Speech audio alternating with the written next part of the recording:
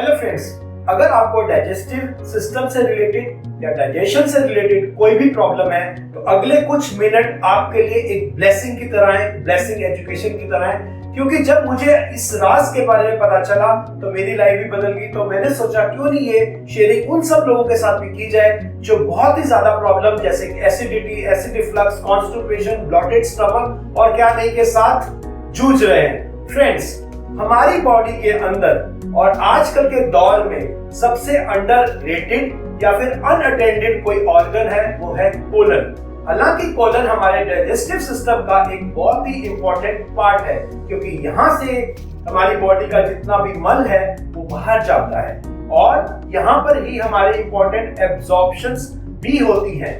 दोस्तों, 75% हमारी बॉडी की जो एनर्जी है वो सिर्फ डाइजेस्टिव सिस्टम के अंदर ही यूज हो जाती है और जो बाकी का 25% एनर्जी है वो क्या करता है, वो आपके सेल रिपेयर करता है, पुराने सेल्स को बॉडी से उठा के बाहर फेंकता है, नई जो हमारी बॉडी में बाइल है, HCl है स्टमक के अंदर, वो क्रिएट करता है, डिटॉक्सिफिकेशन के लिए काम आता है ये 25% का एनर्जी, हमारे लिवर, किडनी, लंग्स की फंक्शनैलिटी में काम करता है। बट सोचो, अगर आपका कोलन ही स्लगिश है तो जो 75% तो वो ऑलरेडी यूज कर रहा था, अब ये 25% की भी एनर्जी वहां पर ही यूज हो रही है। तो कोलन स्लगिश होने के कारण जितना भी मल है वो वहां पर बंद हो गया, मतलब traffic jam, totally traffic jam. और इसके अलावा जो एब्जॉर्प्शन है, जो इंपॉर्टेंट एंजाइम्स हमारी बॉडी में बनने हैं वो भी बंद हो गए। ये तो था first part of the concept. अब सेकंड पार्ट में क्या है, खाना तो आप अभी भी खा रहे हैं, इनकमिंग तो अभी भी है,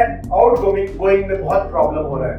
अब जो आप खाना खा रहे हैं, अब जो स्टमक स्लगिश होने के कारण जो प्रॉपर HCl क्रिएट होना चाहिए स्टमक के अंदर, ये HCl एक्चुअली हमारे स्टमक के अंदर जो भी खाना है उसको पचाता है।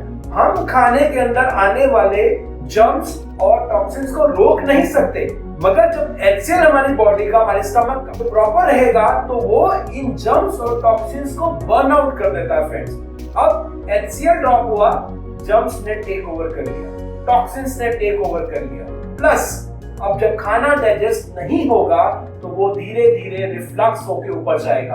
काफी बार ऐसा होता है कि लोग सोचते हैं कि उनको एसिडिटी हो रही है तो एसिड बढ़ रहा है। नहीं फ्रेंड्स, एसिडिटी के दौरान एसिड ड्रॉप होता है, क्योंकि हमारा एक्चुअली में स्फिंक्टर मसल जो है वो खुल जाता है और वो ऊपर की तरफ फूड ट्रेवल करने लगता है, जिसके कारण हमें एसिडिटी और एसिड रिफ्लक्स होते हैं। अभी ये कहानी यहाँ नहीं रुकी फ्रेंड्स, हमारा स्लगिश एनवायरनमेंट के कारण जो गॉल ब्लैडर और लिवर ने एंजाइम्स, जो कि बाइल जिसको कहते हैं, वो प्रोड्यूस करना था, वो भी करना बंद हो गया या कम हो गया। इसके कारण जो आपके फैट है वो डिसॉल्व नहीं होते। आप कभी भी बाहर का खाना खाते हैं, थोड़ा भी खाना ऐसा होता है जैसे बर्गर खा लिया, पिज्जा खा लिया, तो इमीडिएटली ब्लॉटिंग होने लग जाती है। वो ब्लॉटिंग का रीजन भी यही है क्योंकि बाइल प्रॉपर्ली नहीं है। मींस इनकमिंग भी डिस्टर्ब है, आउटगोइंग भी डिस्टर्ब है और टोटल ट्रैफिक जैम। अब फ्रेंड्स, यहाँ पे एक सॉल्यूशन है जो आपको सही में इन सब प्रॉब्लम से बाहर निकालेगा। अभी तक की आपको समझ में आ गया कि प्रॉब्लम क्या है। प्रॉब्लम ये है, कंजस्टेड कोलन के कारण HCl और एंजाइम्स नहीं बन रहे और एब्जॉर्प्शन नहीं हो रहा। अब जब हम कोलन क्लींजिंग करते हैं, ये कोलन क्लींजिंग जो ट्रैफिक जैम है उसको क्लियर करता है, वहां से वो वॉश करना शुरू करता है बॉवल को, जो ये कंजस्टेड हो चुका है, जो मल पड़ा हुआ है, तो सबसे पहले एब्जॉर्प्शन रीस्टार्ट होती है। तो एसिड जो रिफ्लक्स हो रहा था वो सेटल होता है, जो एंजाइम्स है, बाइल, वो वापस क्रिएट होता है और HCl भी वापस पैदा होना शुरू होता है, जो कि हमारी डाइजेशन को कंप्लीट करता है। ये एक हीलिंग प्रोसेस है, ये क्यूरिंग प्रोसेस नहीं है। हमको सभी एस्पेक्ट्स पे काम करना रहेगा। जब हमने इसको कोलन को क्लीन करना शुरू हुआ, अब काफी सारे लोगों का ये कंफ्यूजन है कि अनीमा भी तो वही है। अनीमा वन सिंगल मोशन है। यहाँ पे हम क्लीनिंग द पूरा सिस्टम की बात कर रहे हैं। जैसे कि एक कार है जो मिट्टी से भरी हुई है, उसके ऊपर मैंने 1 गिलास पानी डाल दिया तो वो एरिया साफ हुआ, मगर जब हम एक पाइप लेके पूरी गाड़ी को अच्छे से साफ करते हैं, जब क्लीन करते हैं, इसी तरह से जब कोलन के अंदर वार्म वाटर जाता है वो हर एक कॉर्नर को कंप्लीटली क्लीन करता है, तभी वो एकदम क्लीन दिखता है और एब्जॉर्प्शन स्टार्ट करता है। तो ये बड़ा इंपॉर्टेंट है समझना।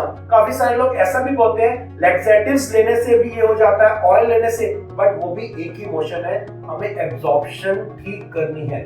जब तक एब्जॉर्प्शन ठीक नहीं होगी, हमारा system properly enzymes, bile, hormones नहीं क्रिएट करेगा और ये सिस्टम ऐसे के ऐसा ही रहेगा। तो फर्स्ट पार्ट है कोलन क्लींस करना, सेकंड पार्ट है हमारे स्टमक के HCl के ऊपर काम करना। अब HCl बढ़ाना कोई मुश्किल काम नहीं है फ्रेंड्स। आप आधा घंटा पहले नींबू पानी ले सकते हैं खाना खाने के, आप एप्पल सिडार विनेगर ले सकते हैं, आप बीटेल HCl भी ले सकते हैं। ये तब तक लेना है जब तक आपका स्टमक एसिड वापस रीफॉर्म होना शुरू नहीं हो जाता, क्योंकि हमारे स्टमक को आदत है इसकी क्रिएट करने की, बट उसको जैसे ही ये शुरू हो जाता है धीरे धीरे बीटेल HCl के साथ वो खुद क्रिएट करने लग जाता है और ये आपकी सभी मेडिसिन भी बंद हो जाती हैं। तो सबसे इंपॉर्टेंट चीज क्या हुई? कोलन क्लींजिंग एंड आपका डाइजेस्टिव एंजाइम्स, इन दोनों के साथ अगर आप काम करते हैं तो आप 100% अपनी हेल्थ वापस पा सकते हैं। फ्रेंड्स, ये दो चीजें अगर लाइफ टाइम अगर आप अपने साथ रखेंगे, आपको कोई भी 99% आपको कोई भी बीमारी नहीं होगी। I am sure about that, क्योंकि ये पास्ट में मेरे कई सारे फ्रेंड्स के साथ भी ऐसा हुआ, इवन मेरे साथ भी ऐसा हुआ, क्योंकि मेरा बहुत सारा ट्रैवल था। बट जब से ये फॉर्मूला मुझे पता चला है, I am very very happy. तो मैं आपको सजेस्ट करूंगा कि आप कंप्लीट कोलन क्लींजिंग करवाएं और जो मैंने आपको बताया है आप खुद उसको आप उसको फील कर सकते हैं कि मेरी बात है वो कितनी सही। Thank you very much.